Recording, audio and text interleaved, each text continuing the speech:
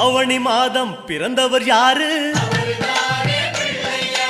ஆடும் வினையை ஒழிப்பது யாரு? ஆதவன் வணங்கும் தெய்வம் யாரு?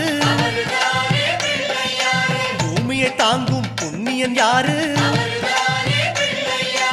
அனலாசுரனை தின்றது யாரு? ஆணவம் நீக்கும் நாயகன் யாரு?